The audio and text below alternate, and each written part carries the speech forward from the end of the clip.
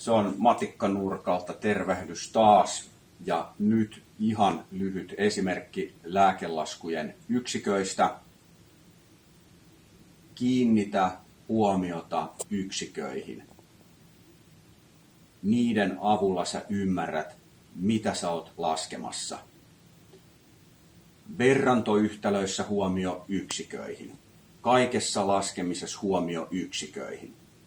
Jos sä vaikka jaat asioita, joilla on yksiköt, niin et sä voi vaan nakata veksi niitä yksiköitä. Yksiköt voi supistua ja niin edelleen. Mutta niilläkin lasketaan. Nyt tässä on semmoinen keissi, vähän niin kuin shortcut, niin kuin suoraan asiaan, että annetaan tyypille lääkeliuosta. Lääkeliuoksessa on 40 milligrammaa millilitrassa. Kannattaa vaikka tälle rinkulapiirtämisen lähestymistavalla asiaa lähestyä. Ja tässä sitten, mä kun kehtaan näitä piirrellä, niin kehtaat säkin. Ei tarvi olla mikään mestaripiirros, mutta et sä jotenkin hahmotat. Sä huomaat, että 2 millilitrassa on 80 milligrammaa papava.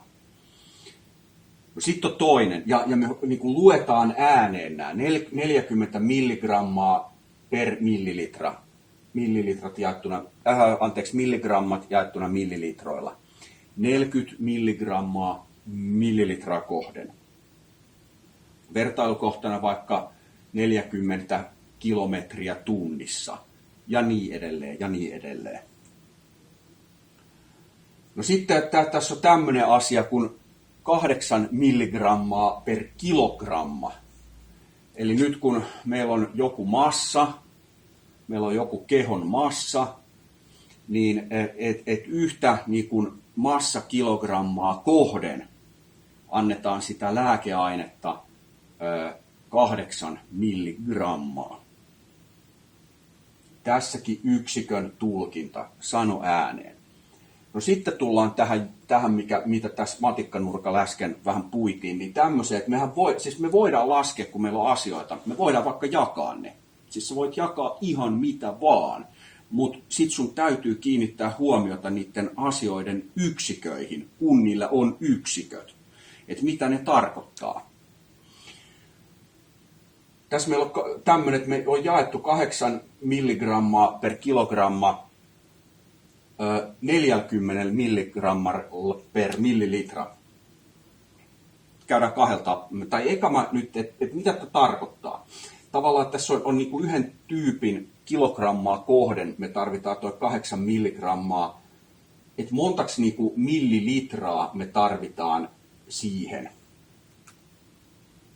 Sisältöjako, niin kuin voi ajatella. No, 8 jaettuna 40 olisi 2 jaettuna 10, kun supistetaan 0,2. Ja sitten tullaan tähän yksikköön. Et täällä oli milligrammaa per kilogramma jaettuna milligrammaa per millilitra. Ja niin kuin murtolukujen jakolaskun tapaan, tuolta chupidubi, sitten supistuu ja saadaan, että 0,2 millilitraa per kilogramma. Ihan järkevä asia. Et jos, niin kuin mä oon jotain 90 kilogrammaa, vähän yli, niin vaihtelee, tai noin 90, niin sitten, että montaksi kertaa, no okei, 1 kilogrammaa kohti, niin 0,2 millilitraa, niin me saataisiin vaikka tästä nyt sitten laskettu, että muun kohdalla niin oli, mä kirjoitan mieluummin sen kertolaskun näinpä, ja kertolaskuhan on vaihdannainen, 2 kertaa 3 on sama kuin 3 kertaa 2, mutta siinäkin se ajatus, että mä otan 90 kertaa sen, mitä liittyy 1 kilogrammaan, on, niin kuin, että siksi mä kirjoitan tämän nyt näin päin. Noin. Tulee 18 millilitraa, niin kuin mulle tulisi.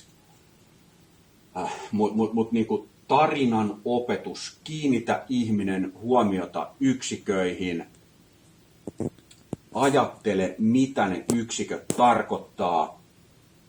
Hae sitä konkretiaa, oli taas kerran tämä litra, millilitra. Hae sitä konkretiaa myös piirtämällä. Kiitos.